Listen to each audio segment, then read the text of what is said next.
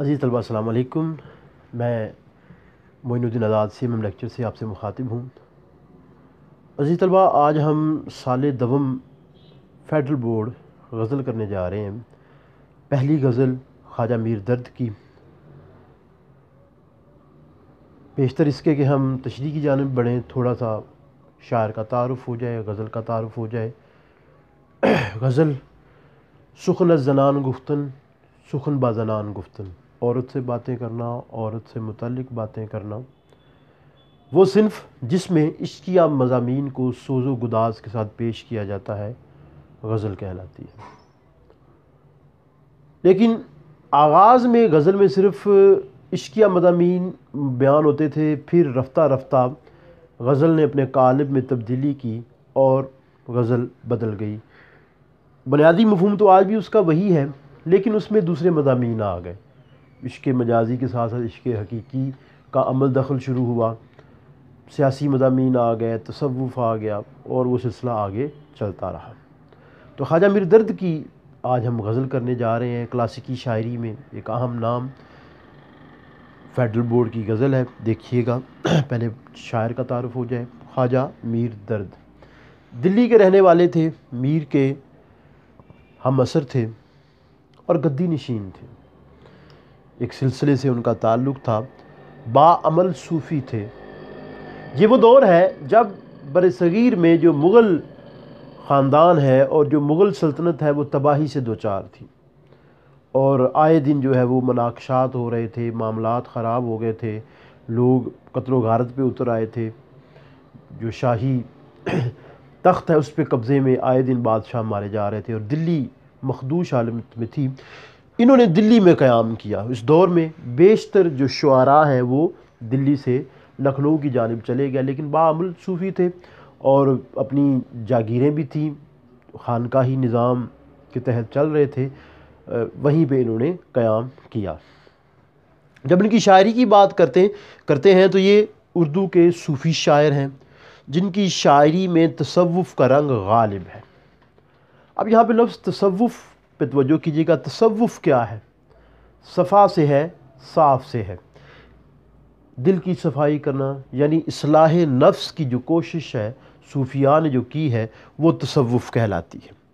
ان کی شاعری میں عشق حقیقی ہے، دنیا کی بے ثباتی ہے، دنیا کی بے ثباتی کے ساتھ ساتھ وہ فکر آخرت کی بات کرتے ہیں، عزت اور خودداری کی بات کرتے ہیں۔ یہاں یہ سمجھنا بھی ضروری ہے کہ اس سب کے باوجود ان کی شاعری میں جو مجازی عشق کے مضامین ہیں وہ بھی آپ کو جا بجا ملیں گے۔ تو ایسا نہیں ہے کہ صرف حقیقی شاعری، مجازی عشق بھی ان کے ہاں ہمیں نظر آتا ہے۔ اس لیکچر کے 2 حصے ہیں۔ پہلے حصے میں 3 اشعار ہیں، دوسرے حصے میں ہم 4 اشعار کریں گے۔ تو غور کیجیے گا۔ پہلا شعر: ہم تجھ سے کس ہوس کی فلک جستجو کریں، دل ہی نہیں رہا جو کچھ آرزو کریں۔ فلک آسمان کو کہتے ہیں، ہوس لالچ، جستجو آرزو تمنا، دل ہی نہیں رہا جو کچھ آرزو کریں۔ اے آسمان، ہم تجھ سے کس چیز کی تمنا کریں، اب آرزو کرنے والا دل ہی نہیں رہا۔ بظاہر آپ کو اس شعر میں مایوسی نظر آئے گی، لیکن مایوسی کے ساتھ ساتھ ایک ایسا مرحلہ بھی آتا ہے جب انسان بے نیاز ہو جاتا ہے۔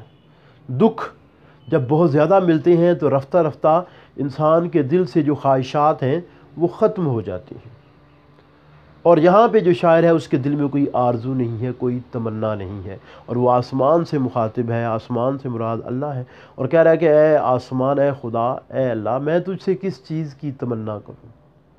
تمنا کے لیے دل کا ہونا ضروری ہے، خواہش کے لیے دل کا ہونا ضروری ہے۔ شاعر کہتا ہے کہ میرے پاس تو اب دل ہی باقی نہیں رہا۔ جب دل موجود نہ ہو تو خواہشات بھی موجود نہیں ہوتی، تو اب تمنا عبث ہے، بیکار ہے۔ ایسا کیوں ہوا؟ ایسا اس لیے ہوا کہ دنیا کی رنگینیاں اور رعنائیاں دیکھی ہیں، ایک مدت تک دیکھی ہیں، اب ان سے بیزار ہو گئے ہیں، خواہشیں جو ہے وہ پوری نہیں ہوئیں، یا تمنائیں پوری ہوں بھی تو کہاں تک انسان تمنا کرے گا۔ جیسا کہ میں نے کہا کہ صوفی شاعر ہے، ٹھیک ہے، اور جو صوفیاء ہیں وہ اپنے دل سے جو غیر اللہ کی محبت ہے اس کو نکال دیتے ہیں، تو کہہ رہے ہیں کہ میرے دل میں کوئی ہوس نہیں ہے، کوئی لالچ نہیں ہے، دل ہی نہیں ہے جو کچھ آرزو کرے۔ دنیا کی محفلوں سے اکتا گیا ہوں یا رب، کیا لطف انجمن کا جب دل ہی بجھ گیا ہو۔ غالب نے کہا تھا جلا ہے جسم جہاں دل بھی جل گیا ہوگا، کوریدتے ہو جو اب راکھ جستجو کیا ہے۔ تو خواہشات کا دل میں موجود ہونا دل سے عبارت ہے، جب دل ہی نہیں تو پھر خواہشات کیسی، تمنائیں کیسی۔ شاعر اسی چیز کو یہاں پہ بیان کر رہا ہے۔ دوسرے شعر کی طرف چلتے ہیں۔ مٹ جائیں ایک آن میں کثرت نمایاں، ہم آئینے کے سامنے جب آ کے ہو کریں۔ مٹ جائیں، ختم ہو جائیں، ایک آن میں، ایک لمحے میں، کثرت نمایاں، کثرت اکثریت میں ہونا، نمایاں بہت ساری چیزوں کا واضح ہونا، مراد ہے دنیاوی جو ہے وہ خوشیاں، دنیاوی معاملات، رنگینیاں، رعنائیاں، دنیاوی محبتیں یا غیر اللہ کی محبتیں۔ ہم آئینے کے سامنے جب آ کے ہو کریں، ہو اللہ کی طرف اشارہ ہے۔ صوفیاء کہ ہاں یہ لفظ بہت مرتبہ سننے کو ملا، ہو اللہ۔ شاعر کہتا ہے کہ جب ہم ایک بار آئینے کے سامنے آ کر ہو کریں گے تو صرف اللہ کا نام رہ جائے گا اور باقی رنگینیاں ختم ہو جائیں گی۔ اللہ تعالیٰ کی وحدانیت کو بیان کیا گیا ہے، اور ساتھ میں یہ بیان کیا گیا ہے کہ انسان اس دنیا میں ہے، یہاں پہ آتا ہے اور معاملات میں الجھ کر رہ جاتا ہے، جہاں بہت ساری چیزیں ہیں جن کو وہ دیکھتا ہے، جن سے وہ اثرات لیتا ہے۔ تو شاعر کا کہنا یہ ہے کہ یہاں پہ رنگینیاں ہیں، رعنائیاں ہیں اور سب کچھ ہے، لیکن جب کبھی میں آئینے کے سامنے جا کے ہو کروں گا، اللہ کا ذکر کروں گا، تو ساری رنگینیاں، رعنائیاں ادھر ادھر ہو جائیں گی، صرف اللہ کا نام باقی رہ جائے گا۔